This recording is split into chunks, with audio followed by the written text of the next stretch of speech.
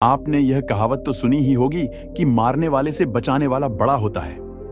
एक दिन गौतम बुद्ध अपने चचेरे भाई देवदत्त के साथ बाग में घूमने के लिए गए। जहां बुद्ध कोमल हृदय का बालक था, वहीं देवदत्त झगड़ालू व कठोर स्वभाव का था। बुद्ध की सभी प्रशंसा करते थे। देवदत्त की प्रशंसा कोई नहीं करता था, इसलिए देवदत्त मन ही मन जहां वे दोनों घूम रहे थे, उनसे थोड़ी ही दूरी पर एक हंस उड़ रहा था। उस हंस को देखकर गौतम बुद्ध बहुत प्रसन्न हो रहे थे।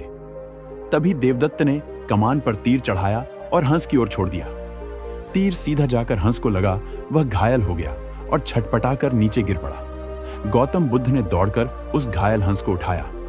उसने हंस के घायल शरीर से बह रहे लहू को साफ कर दिया और उसे पानी पिलाया। तभी देवदत्त वहां आ पहुंचा। उसने क्रोध से गौतम बुद्ध की ओर देखा और बोला, इस हंस को चुपचाप मुझे दे दो, इसे मैंने तीर मारकर नीचे गिराया है। नहीं, गौतम बुद्ध ने हंस की पीठ सहला हुए उत्तर दिया, मैं इस हंस को तुम्हें नहीं दे सकता। तुम निर्दय हो, तुमने इस निर्दोष हंस पर तीर चलाया है। यदि मैं इसे ना बचाता तो इस बेचारे की जान चली जाती। देखो, बुद्ध देवदत्त उसे घुर कर बोला, यह हंस मेरा है, इसे मैंने तीर मारकर नीचे गिराया है, इसे चुपचाप मुझे दे दो। यदि नहीं दोगे तो मैं राज दरबार में जाकर तुम्हारी शिकायत करूंगा। बुद्ध ने उसे हंस देने से साफ साफ मना कर दिया। देवदत्त राजा शुद्धोधन के दरबार में जा पहुंचा और बुद्ध की शिकायत की। शुद्धोधन ने उसकी शिकायत को ध्यानपूर्वक सुना, फिर बुद्ध को बुलावा भेजा। कुछ ही देर में बुद्ध हंस को लेकर राज के दरबार में उपस्थित हो गया।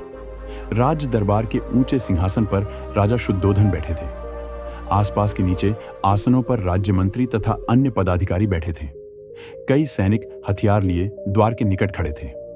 शुद्धोधन के संकेत करने पर देवदत्त सिर झुकाकर बोला, महाराज, जो हंस इस समय गौतम बुद्ध के पास है वह मेरा है। इसे मैंने तीर मारकर पृथ्वी पर गिराया था। बुद्ध ने इसे उठाकर इस पर अपना अधिकार कर लिया है। यह हंस मेरा है, कृपया इसे मुझे दिलाया जाए। राजा शुद्धोधन ने बुद्ध की ओर देखा और बोलने की ओर संकेत दिया। बुद्ध ने सिर झुकाकर शांत स्वर में कहा, महाराज, यह हंस निर्दोष है। यह बिना किसी को कोई कष्ट दिए उड़े जा रहा था। देवदत्त ने इसे तीर मारकर घायल कर दिया। मैंने इसका उपचार किया है, इसके प्राण बचाए हैं। मैं समझता हूं कि प्राण लेने वाले से बचाने वाला बड़ा होता है। मैं आपसे प्रार्थना करता हूं कि यह हंस मेरे पास ही रहने दिया जाए। मैं इसे बिल्कुल स्वस्थ करके आकाश में उड़ा देना चाहता हूं। शुद्धोधन ने अपने सभा से विचार विमर्श किया। वे सभी एक ही स्वर में बोले, महाराज गौतम, बुद्ध का कहना बिल्कुल ठीक है। मारने वाले से बचाने वाला बड़ा होता है। हंस गौतम बुद्ध के पास ही रहने देना चाहिए। राजा शुद्धोधन ने सभासदों की बात मान ली। उन्होंने बुद्ध से कहा, इस हंस पर तुम्हारा अधिकार है, तुम इसे ले जा सकते हो। बुद्ध हंस को लेकर प्रसन्नता पूर्वक अपने भवन की ओर चला गया।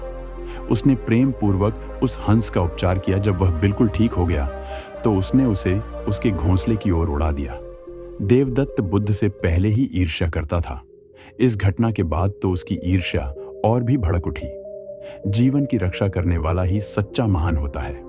दया और करुणा का भाव दूसरों की भलाई के लिए होना चाहिए। प्राण लेने से अधिक मूल्यवान प्राण बचाना होता है।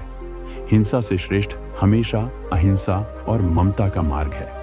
दोस्तों, ये कहानी आपको पसंद आई होगी। वीडियो को लाइक और कमेंट में जरूर बताना।